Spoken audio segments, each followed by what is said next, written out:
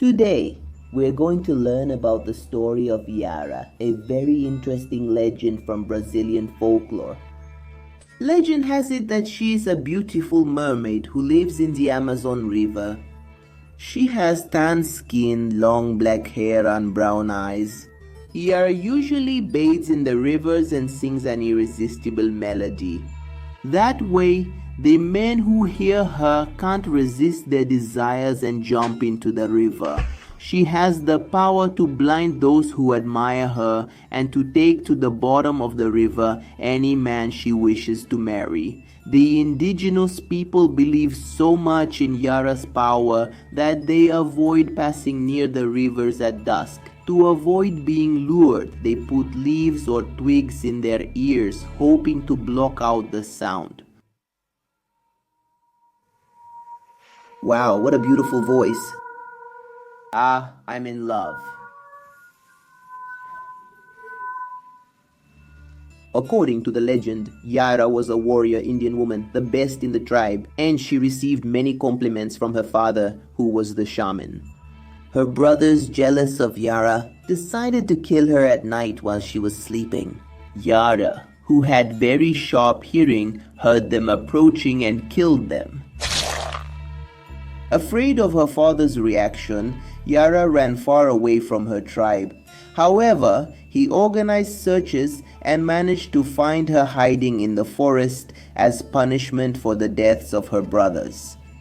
With an arrow in her heart, she was thrown into the meeting of the Negro and Solimois rivers. Some fish took the girl to the bottom and turned her into a beautiful mermaid. Since then, Iara has continued to sing her song and hypnotize men.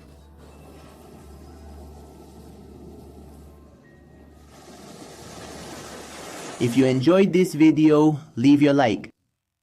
Today we're going to learn the story of Corpo Seco. Legend has it that a long time ago there was a son who was very violent with his parents.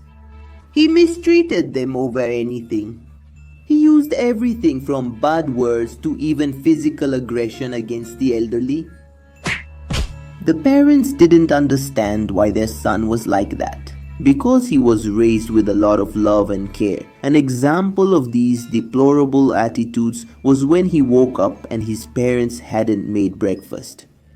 That was enough to make him angry, and he threw the table at them. His mother was hurt with a serious head injury. His father kicked him out wielding a knife. He was tired of being mistreated. The young man grabbed his things and left the house furious. With nowhere to go, he went into a nearby bar. Later, he got into a bar fight and for trivial reasons ended up dying. When he died, he was rejected by God from entering paradise and even by Lucifer from going to hell. His repugnant acts made him so impure that his body was not buried. The very ground, disgusted by his presence, vomited his body out. So, he was forced to wander around with his whole body rotten, still full of hatred in his heart, harming everyone who crossed his path. There are reports of people who saw the dried corpse near trees. According to them, this creature clings to the trunk of the tree, and when someone passes by, it jumps and gives a deadly hug. Its source of food is human blood. That's the only thing that stops its hunger. Leave your like so the Corpo Seco doesn't get you. The big snake is a very old legend. It originated in the Amazon region. And it tells the story of a terrifying serpent that not even the strongest warriors dared to challenge. Boiuna is a gigantic snake, and its size is so immense that descriptions can't capture it. According to some versions, it can take the form of large boats or even ships, causing many sailors to get confused. Most of the time, it stays in the water waiting for its prey.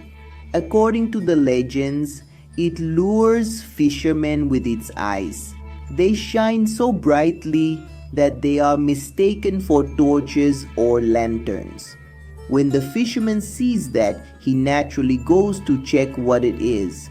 When he is within its reach, Boiuna delivers its deadly attack. With a single bite, nothing is left. Other descriptions of the creature say that it can reflect the light of the moon, which it often uses to camouflage itself and catch its victims. It prefers to hunt humans, because that way it can transform into a human and go to the tribe's villages and infiltrate to mate and have its offspring, who will eventually take its place in the waters.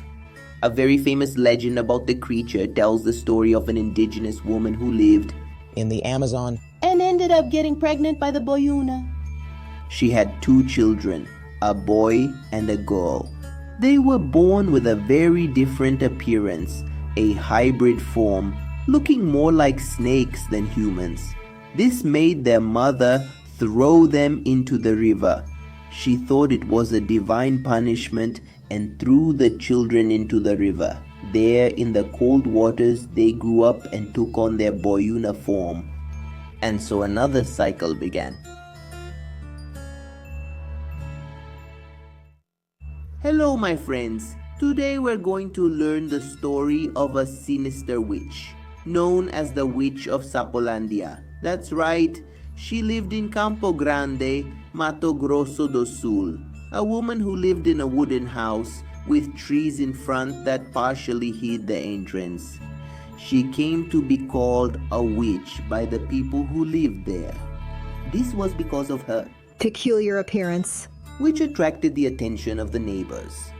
When an adult wanted a child to be quiet or go to sleep, all they had to do was threaten to call the witch to come get them. But what seemed like irony became reality. An anonymous tip led the police to the place where she lived to investigate and search her backyard. According to the report, children were disappearing after entering this woman's backyard. The result of the police search shocked the entire city. Children who were considered missing were found in the back of her backyard. It seems that she took the lives of these children and used their blood for black magic rituals. She buried the victims in her backyard, which looked more like a bizarre swamp, taken over by humidity, fungi, and frogs. Once unearthed, it was clear that the witch had improvised coffins made of wooden slats. Dozens of frogs came out from inside, revealing the children's remains. The police later discovered that she had already kidnapped other children in other neighborhoods for macabre purposes. The police then handcuffed the witch and took her to the police station. However, at nightfall, during a routine inspection of the cells, the guard had an unexpected surprise. She had mysteriously disappeared. The cell where the witch was held showed no signs of a break-in. The woman simply vanished. The police went to her house and searched everything, the entire perimeter of her residence, but she was not found. They say that at dusk, few people dare to step on the sidewalk of the Witch of Sapolândia, and the neighbors still hear the witch's voice inside her house to this day, laughing wickedly.